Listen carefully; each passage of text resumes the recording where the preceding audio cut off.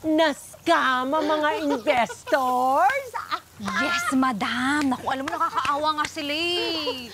Nakakaawa? Hindi ako naaawa. Natutuwa ako.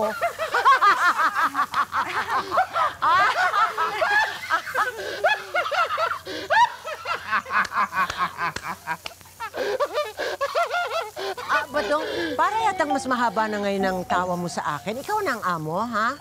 Hindi naman, madam. Pasensya na, madam. Buoy. Pero ewan ko, natutuwa lang talaga ako. Madam, anong nakakatuwa? Aba, very good kayo. Badong and Budang, isipin mo, nahuli kayo sa pagdala ng mga bigas kay Marie.